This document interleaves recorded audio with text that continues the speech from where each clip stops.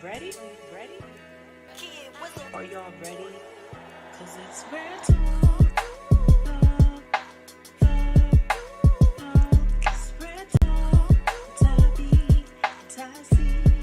Hey, it's real talk. Rare, authentic, real experiences. Welcome, welcome, welcome. We are here with another fabulous episode of It's Rare Rare Talk. talk. Hey Yes, y'all. indeed. So we are here with co-host, Tabby. and I'm Ty C. So I am excited. We are excited, cousin. I'm going to let you introduce our special guest on today. Yes, y'all. So thank you all that are on. Listen, I don't usually do this because my mind don't be on it, but I'm going to tell y'all tonight. Y'all want to share this.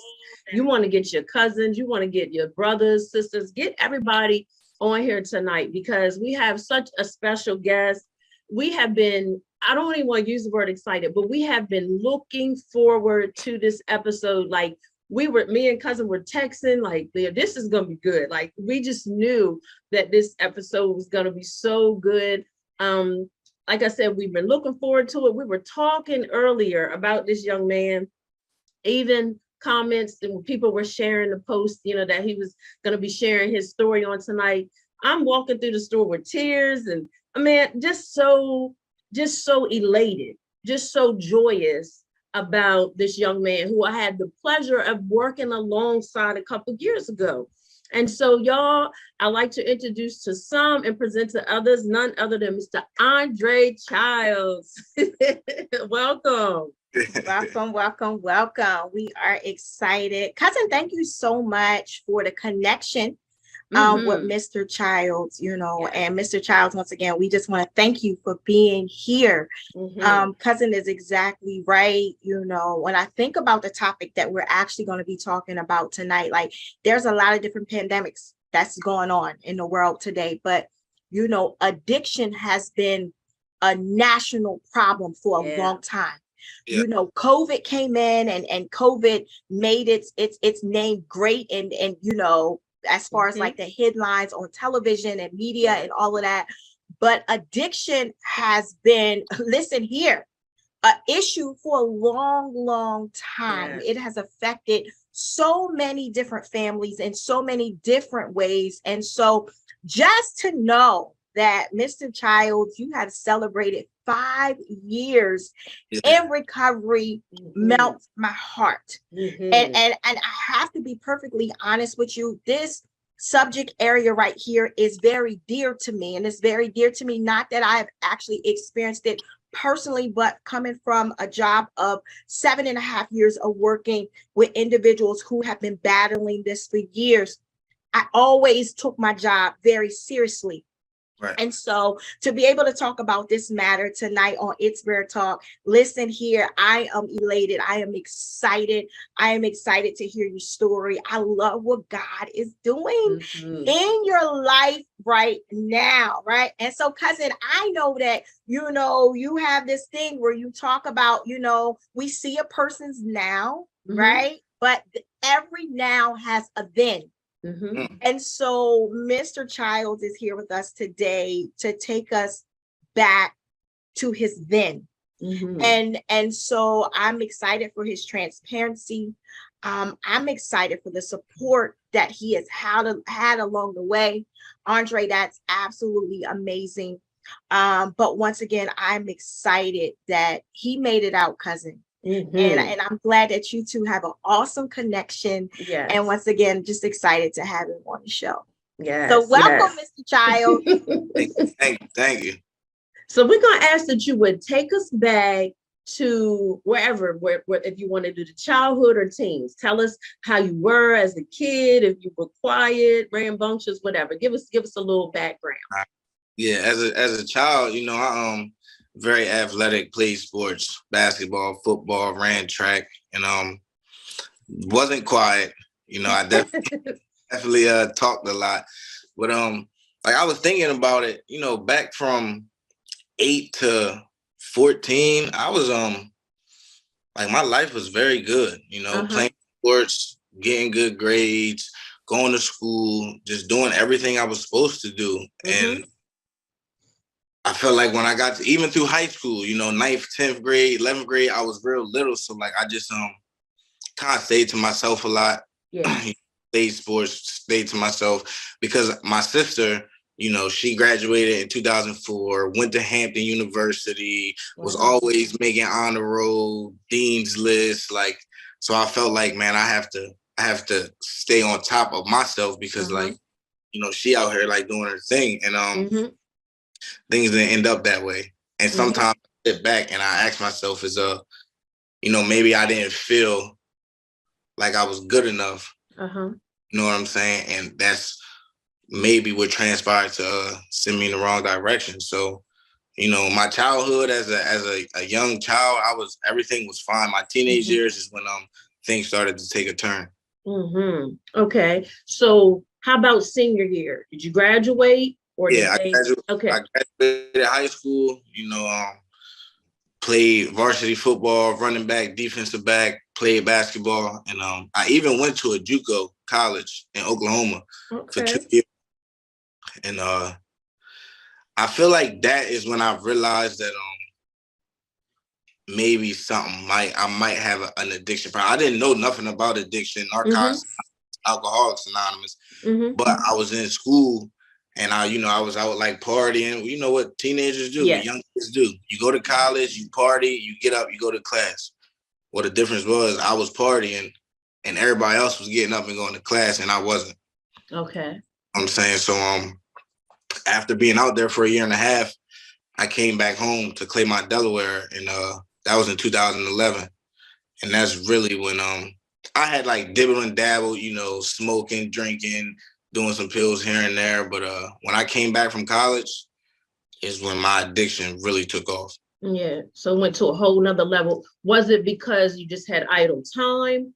Do you feel like, so you didn't finish? You went to JUCO for a year and a half, but you didn't finish. You came back.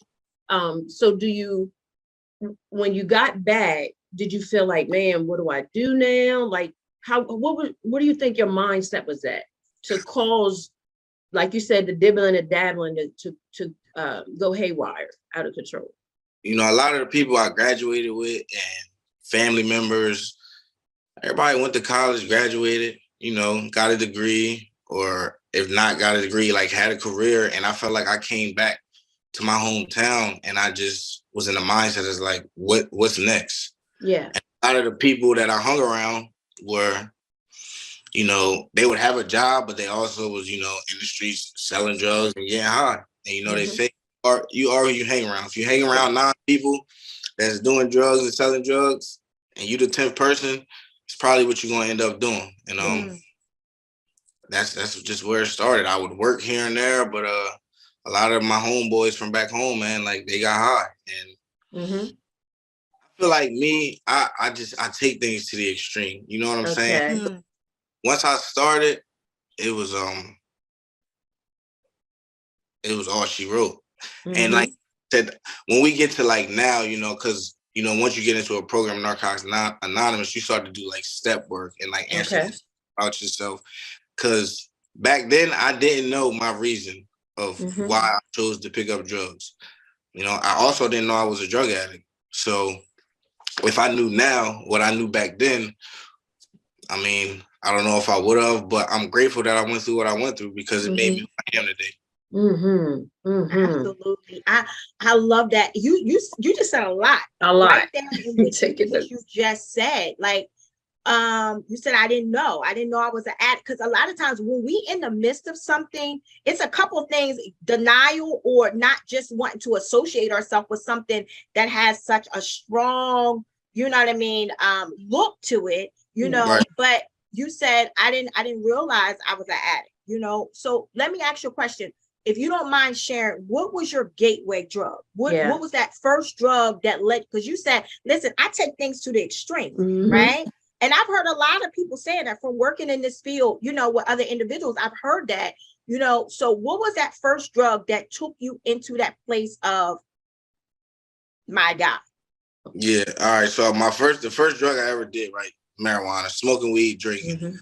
But I would do, Xanax or perks here and there. But the first time I did opiates, like I sniffed a bag of dope, it gave me a whole different feeling. And I feel like from the first time I touched that drug is when I said to myself, like, this can get dangerous very quick. But in my mind, right, I'm telling myself that like I'm not like these addicts that walk around here and can't work and don't have no money and don't care about how they dress. I was telling myself like that's not me. So if I want to do this, I'll be able to do this and live a normal life. It didn't work out that way. Yeah. I was going to ask you exactly what we think so much alike, but on to the next question. So were you able to keep it from your family, or when did they find out?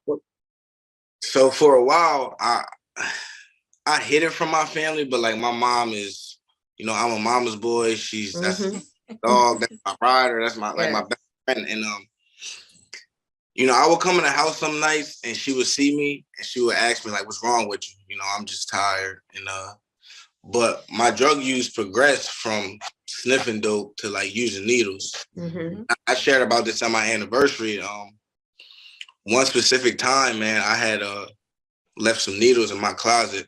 And my mom, she knew something was going on with me. She knows me. I walk in the house, eyes bloodshot, or my pupils all pinned. She knows something's going on. And she looked through my closet and she found a pack of needles. And she said to me, "We got to figure something out." Because my mom, she's like, "I'm not going to let you die in these streets from using drugs." And it got to a point though that like even when my mom knew and my dad knew and my sister knew, like it didn't matter because now I'm all in. You know what I'm saying? No matter who knows, no matter what people think, I don't care about keeping a job. I don't care what my family thinks. Like I'm in the midst of active addiction. Like I'm all in. Yeah. So it doesn't matter to me. Family events, going to birthday parties, Thanksgiving, Christmas. I'm going in there high at the table, nodding out, falling asleep, and just not caring. So let's talk about that right there, cousin. I want to, because I feel like a lot of times, and after having conversations with different parents of individuals who are active in addiction or struggling with addiction, sometimes if you have never walked that pathway, you don't know what to expect. You don't know what to think. You know what I mean? All you know is that you see your loved one in a situation that's not good, right? Yeah. And so I heard him say, listen, at that point in my life, all I cared about was my addiction, right? And it's because that disease takes over, right? And so that person that they actually seen come into the dinner table and things like that, it was taken over by a different force. Yeah. Yes. Right. And that thing, I heard what you say. You was like, in the beginning, when I took on the heavy stuff, the opiates or whatever, I knew that it could become dangerous. I heard about it, you know what I'm saying? But in my mind, because right at that point, it hadn't taken over your mind. In your mind, I got control over this. Yeah. Right? That's what a lot of people actually believe, that they got control over it. You know what I mean? Not realizing that thing right there, man, that's a demon all by itself. All by itself. Yeah, that thing, it's coming to take over everything. And before you know it, the individual is out of control with it, right? And so here you are, you're showing up. You still showing up, but you showing up with something riding your back. Right. Yeah.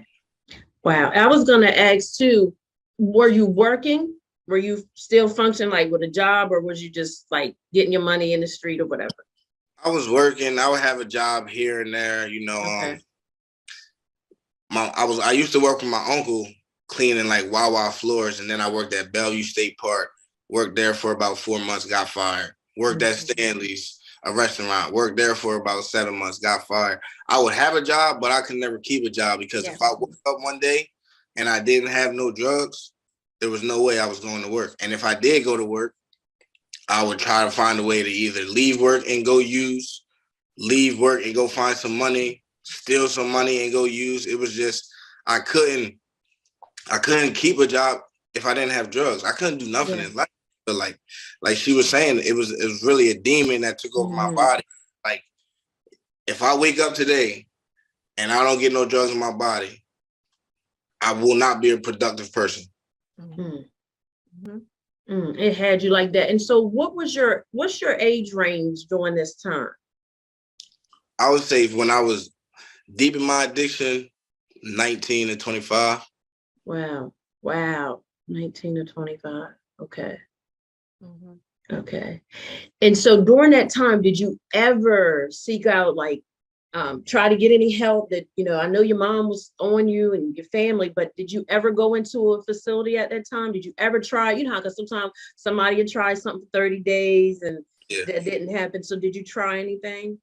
I went to a treatment in Pennsylvania in 2014. I went 2 different times. The first time I went, I completed. I stayed there for 18 days. But at this point, I really was just going because I was trying to make my mom happy. Mm-hmm. You know what I'm saying? And I knew in my mind that like I was on like a little vacation. The day I left that rehab, I used. Mhm. And my mom is one of them type of ladies where like, okay, I'm a grown man. She telling me when I can and can't leave the house. And in my mind, I'm like, I'm not. When it comes to getting what I want, I'm going to do what I want. And she would try to keep tabs on me and try to get me jobs to work with people she was close to. But at the end of the day, the only way I was going to stop using is when I was ready. So I went to that treatment for 18 days, completed and used. I went back to that same treatment in 2015, and I was there for 3 days, and I left. And I got high as soon as I got in the car with the person that picked me up. Before we get deep into the interview, I need to shout out your mother. Yes, Mom. Right? I've never met your mom in person, never had a conversation with your mom, but I need to shout her out, right? And is your mom Miss Wanda?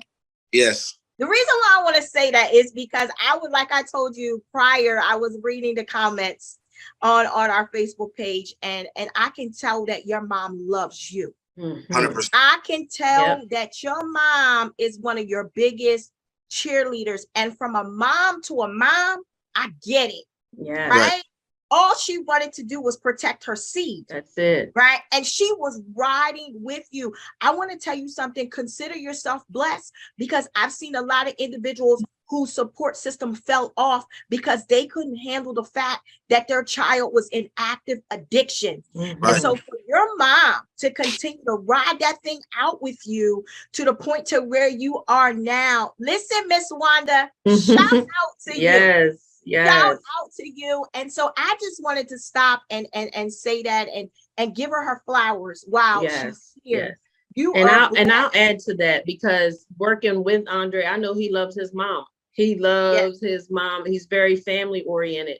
Yeah. And so I just wanted to highlight that we know mom did her part, we know this was not her fault or her doing. This was choices that you made, Absolutely. When you strong-willed and you have this mindset, I'm going to do what I want to do.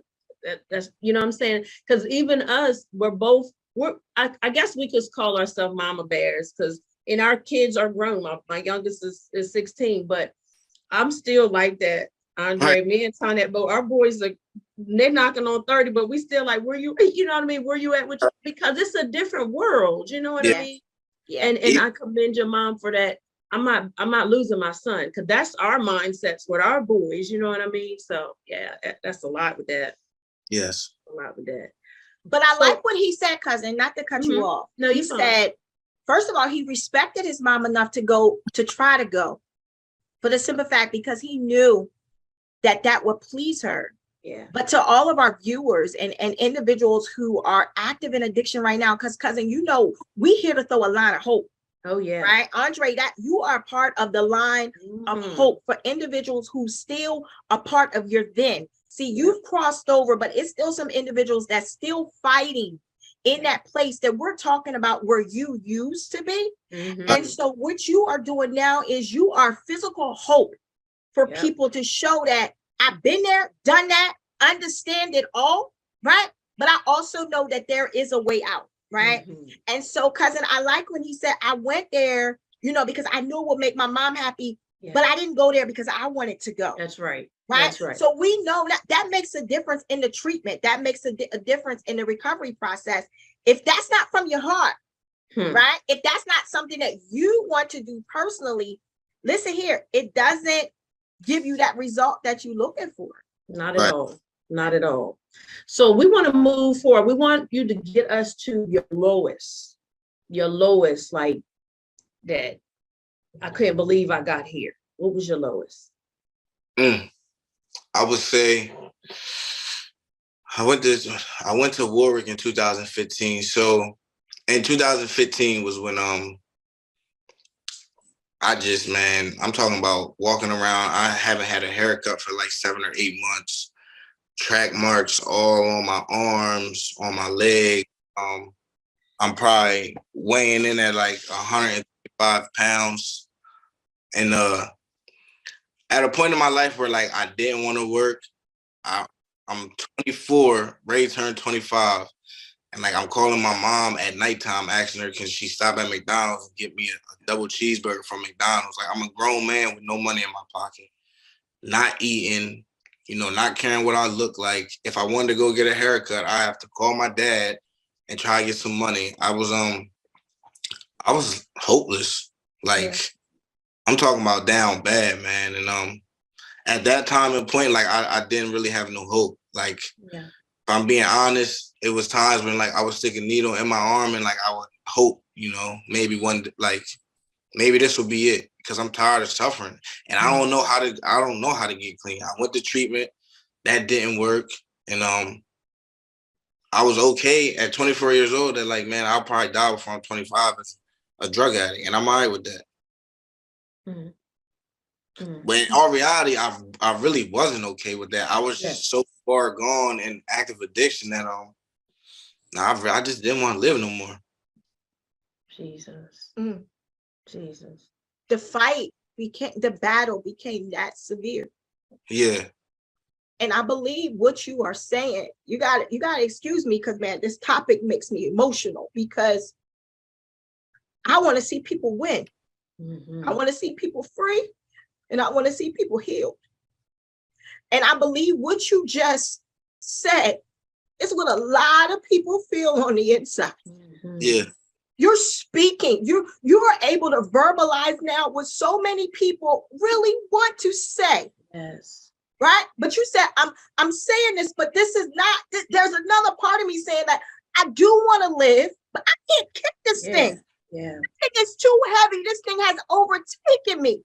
This thing has taken me to my lowest point of just not caring. Yeah. Right? And so here we are. That is a very low point. Yeah. Yeah. And cousin called me before the show started. And she said to me, I'm going to wear a shirt that speaks something inspirational, because when I think of this young man, that's what I think about. And I said to her, there's a call on his life. Yes.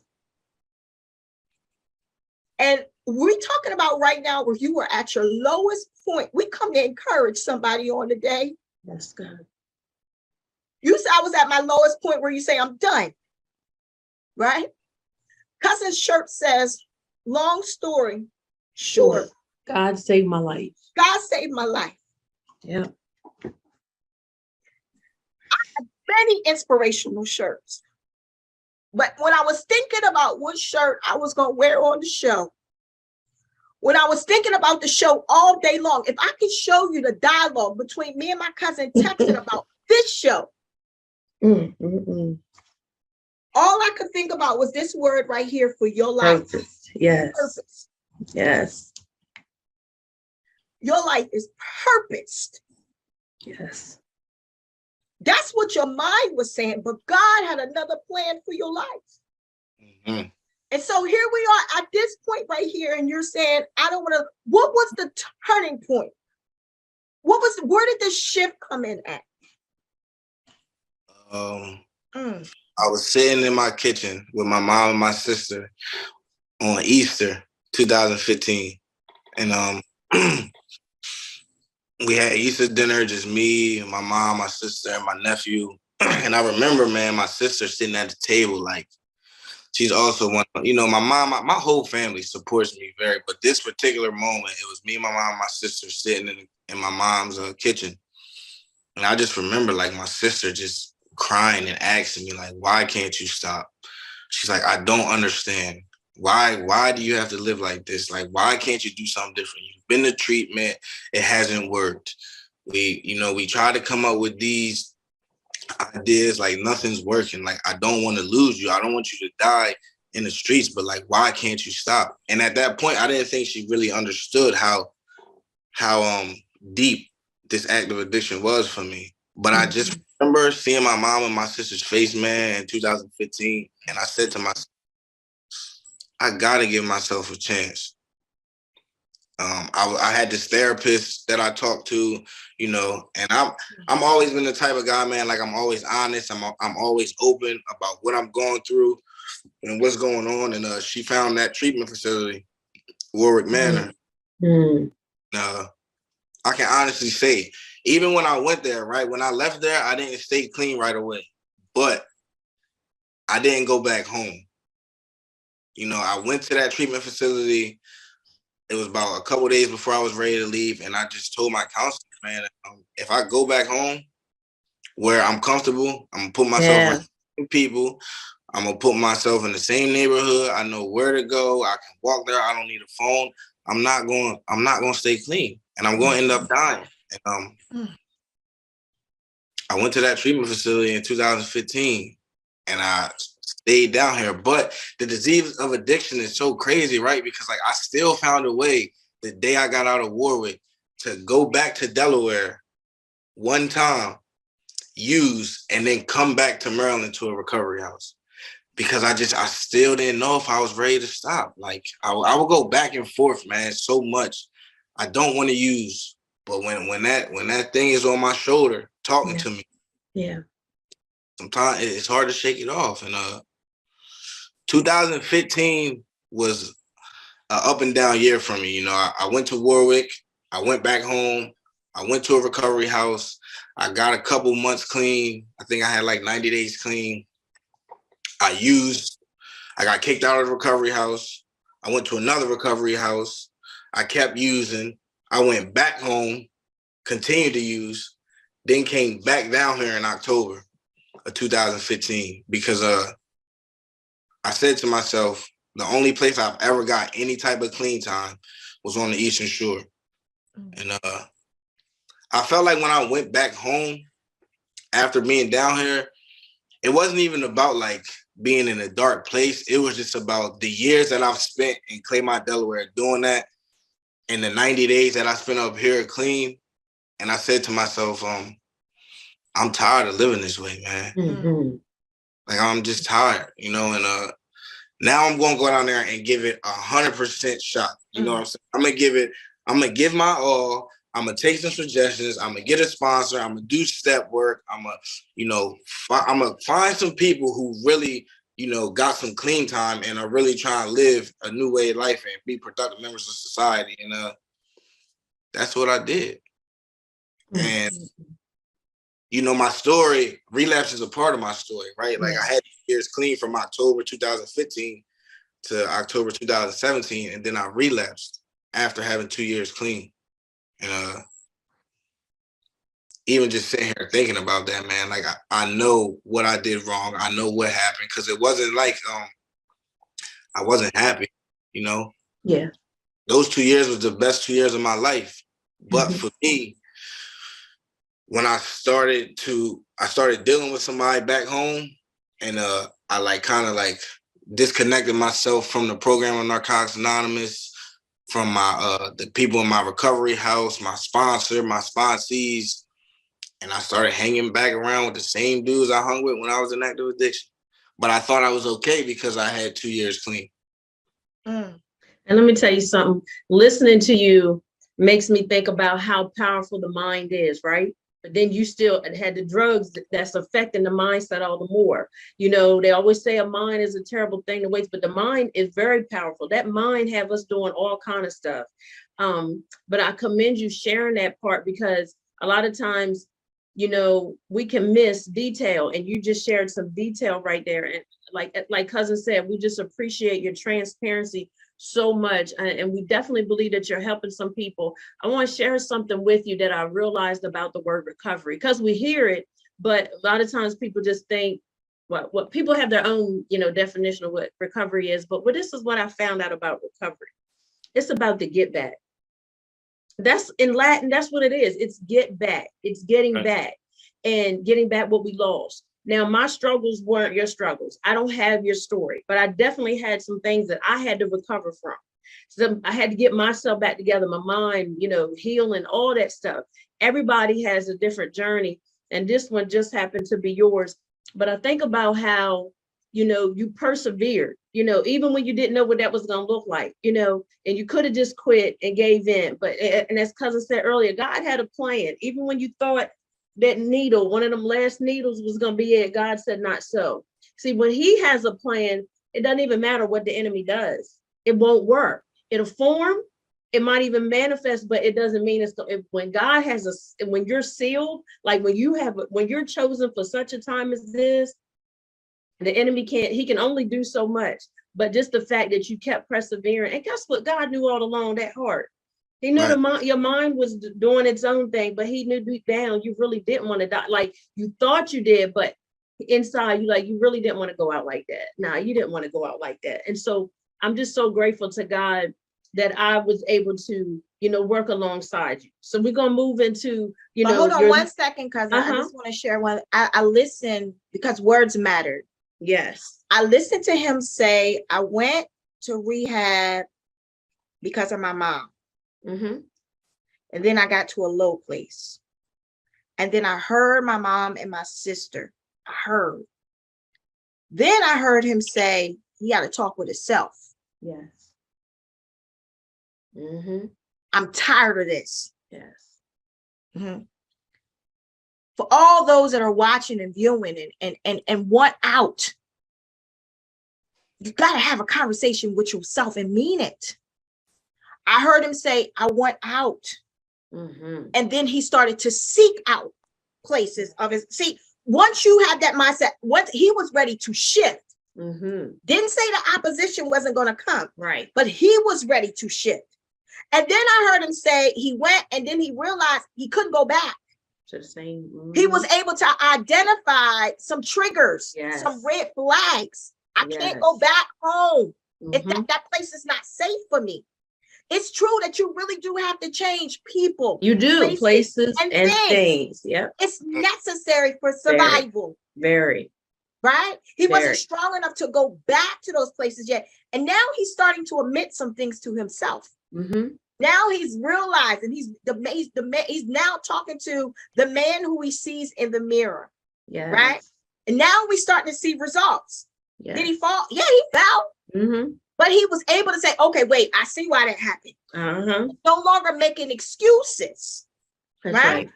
All right. But so he was trying to find solutions then. That's basically, it was the like mindset has shifted. That's right. You got to shift the mindset. It's important to shift the mindset. Yep. Right? Until you shift your mindset, it don't matter what nobody say. Mm-hmm. That's it. And also another thing is the shifting of the mindset allowed room for God to move. Yeah. See, I believe there's a lot of people that addiction, and Andre, you can, you know, comment on it. There's a lot of people that addiction has took out of here. Oh, yes. Yeah. A lot of individuals have died, unfortunately, from overdose. Mm-hmm. It's happened. It's true. I believe God had a plan for all of their lives. That's right. Come on now. There's a plan for everybody's life. But listen, he can't work where we don't give him room to work. Mm-hmm. When you shifted your mindset, because what you don't understand is, listen here, there was a word that was spoken over your life. Yes. And I'm assuming from reading a message, right? The mom commented and said, I'm so proud of you, son. And then there was a pastor who commented last night. I'm reading these text messages, and I'm telling you right now, Andre, my spirit was jumping. Yes. There was a pastor who then commented and said that she was proud of you. I don't know this pastor. She said that she was proud of you And she said that the Lord is going to do great things in your life. And she told your mother that she was proud of you and she hasn't seen nothing yet. Your mom came back and spoke the words that you spoke over his life. Yes. I need you to hear what I'm saying. This is why I know you have purpose. This is why I know God saved your life. There were some words that were spoken over your life. Your mother said the words that were spoken over your life helped her during the most difficult times of your life. There was a word, right? And so what happened is when your mind shifted, now you have given God room to work. Yes. And every word that has been prophesied over your life, as long as you give God room to work, I want you to hear what I'm saying, young man, because I believe the world ain't seen nothing yet. Everything that you went through, it was for your good. And that's what you're going to help somebody else. But everything that has been spoken over your life, as long as you give God room to work, he can work. You ain't seen nothing yet.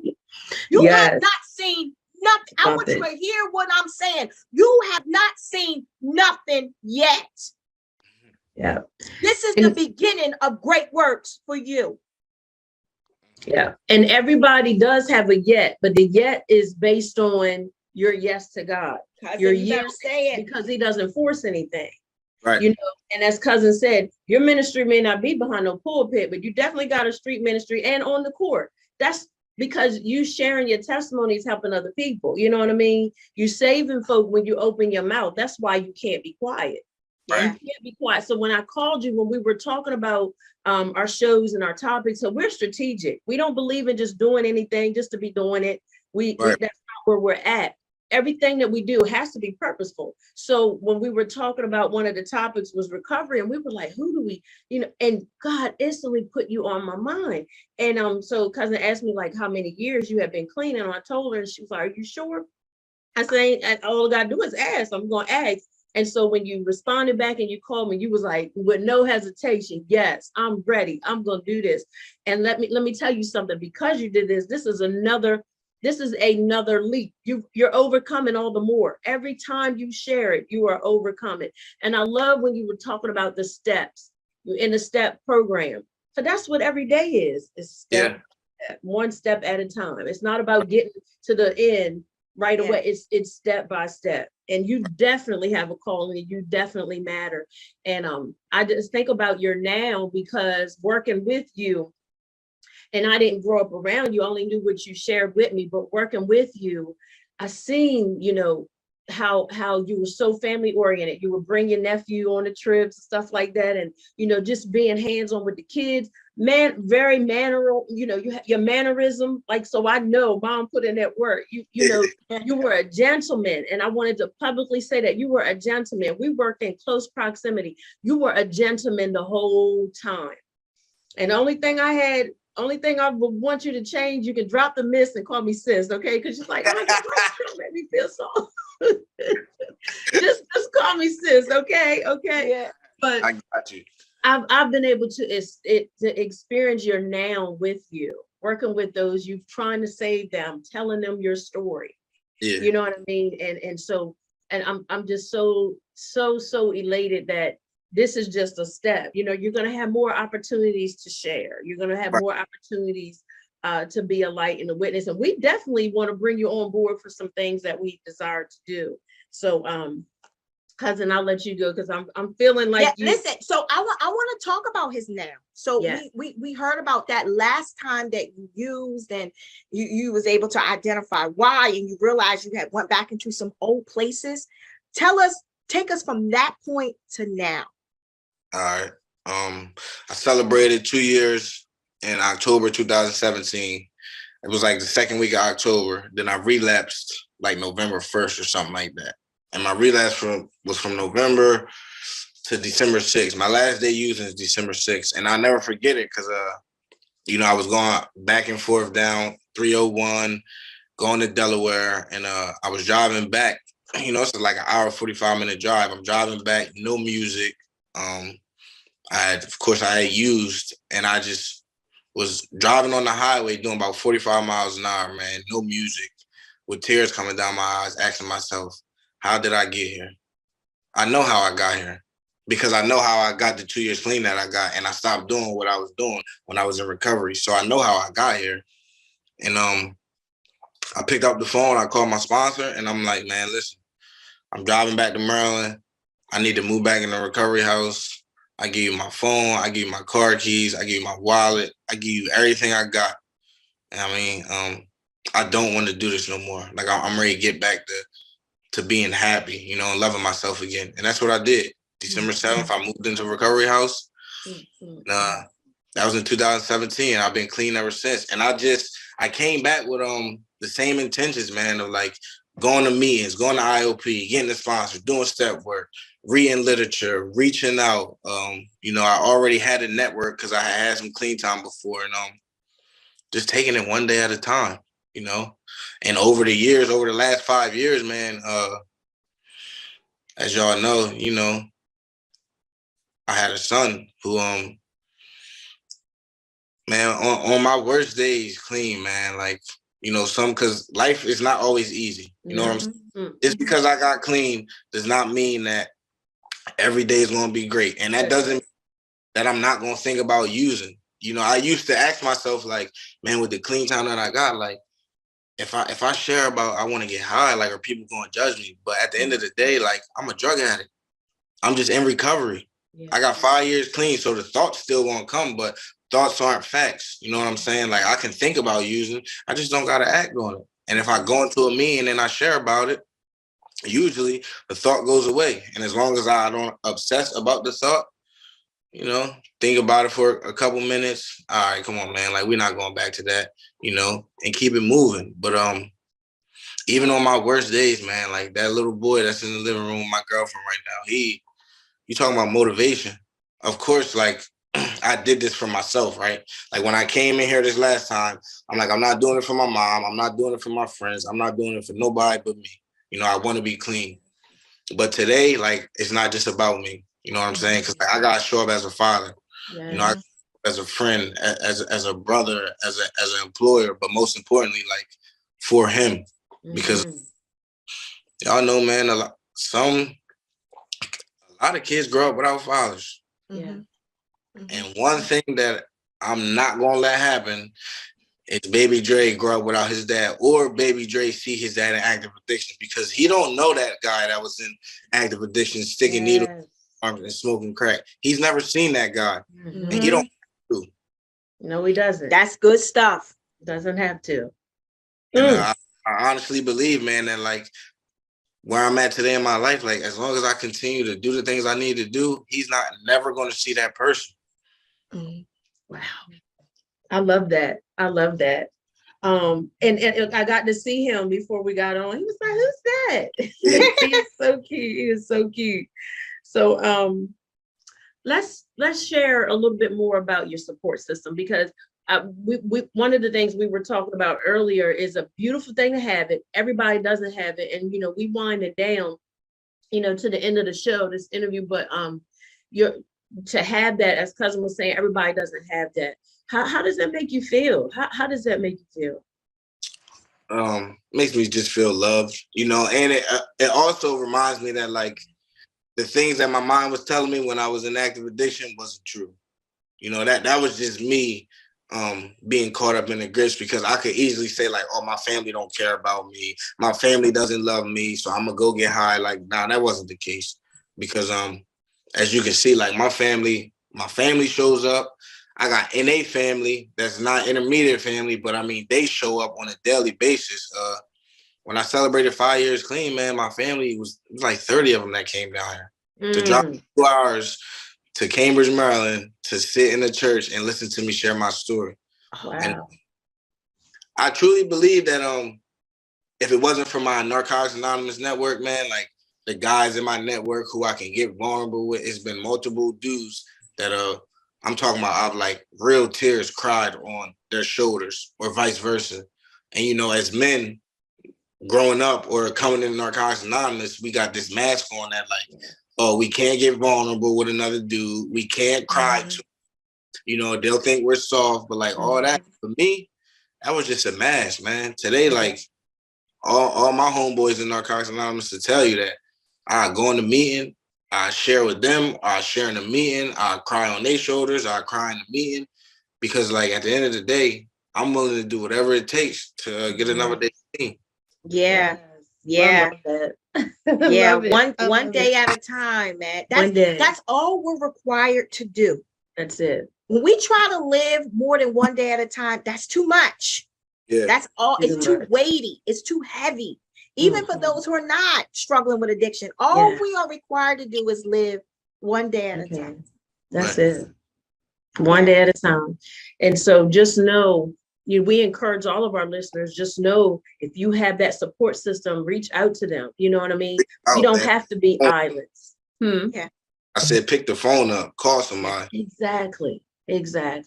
You know, a lot of times people suffer in silence by choice, or pride gets in the way. And I'm glad that you even shared about, men can cry, because when you don't shed tears, that keeps you prideful. But God is closest to those that are of a contrite spirit, a broken heart. That's what God, because that's saying, okay, I can get in. It's like breaking up that fallow ground of the heart. God can really get in. And that's all he wants. That's what he wants for all of us, just to be able to come in and love on us and show us that we have purpose. He has need of us. And so we're so, again, elated that you shared this time with us, and all those that, are on here. Anything you want to say that we didn't add, anything you want to share to any of those that are listening right now, or may come back and see this later? Anything you want to say, you have that liberty to do so. Just want to let everybody know it's possible, man. I say that because when I was in my active addiction, I didn't think I could get a day clean. And like today, I sit here with 5 years. So if I can do it, anybody can. You just gotta open up. You gotta get vulnerable. You gotta call somebody. You gotta ask for help. Because the longer you stay quiet, the worse it's gonna get. And I'm saying that with experience, because there were so many times, man, where I wanted to reach out for help, or I wanted to cry out for help, but I didn't want to be judged, or I didn't want to be called a dope fiend or a crackhead or a junkie. But at the end of the day, like, my pride was getting in the way. Because if I would have reached out earlier, thankfully, I'm glad I went through what I went through. But because like you said, there's a lot of people out here dying who didn't reach out. I don't know, I'm ready to bring my son in here real quick. Okay. I want you to bring your son in. And I want to share this with you before you go get your son. I heard you say, I'm just a drug addict in recovery. Right? That's not who you are. Yeah. I want you to hear what I'm saying. That's not who you are. That's who you used to be. Right. From this day forward, every word that you speak out of your mouth over you, speak something different. Yes. Right. You are a man of God with purpose. Right. With a story to tell, who shall live and not die. Right. And declare the works of the Lord. Now, no, speak something that's who you used to be. Right. I got a lot of stuff I used to be too. Yeah. Right. But when I speak of myself now, I speak something different. Right. And so that's what I want you to do. I'm excited for your future. I'm happy for you. Yes. I'm happy for you. I'm proud of you. Thank you. you. I know this won't be the last time that I hear your name. No. But let us see who makes you proud. Let us see. This is awesome. This was awesome. Let us see. Look, we see the smile on his face already. Let us see. Hey. Absolutely handsome. Hey, little Dre. Hey. Handsome young man. Yeah. Yeah. Listen, we see the smile. No, listen. We see the smile that he actually puts on your face. Continue to be that great father. Continue to make memories with him. Right? Remember what you said. What he don't know, he don't have to know. It's a fact. You continue to make life great for you and him. Hi, little Andre. How are you doing? Nice to meet you, sir. Nice to meet you. It's here. He be talking. Here. Hmm? Why got that in here? The light. They Why you need got the- that in here? That's Don't a you love that blessing. curiosity? I Yes, love it. that's a blessing. Go So, ahead, cousin. I'm just gonna say, so again, Andre, we appreciate you. We want you to stay motivated, stay encouraged. Remember, it's a one day at a time. And when you said something to the viewers about reaching out, anybody that's struggling, because when we hungry, a closed mouth don't get fed. So when we hungry, we're gonna open up our mouth and say something. So if we want something different, we do need to open up our mouths and just ask for help. Let's get that pride out of the way. So Right. again, thank you. We appreciate you. We want you to enjoy this holiday time.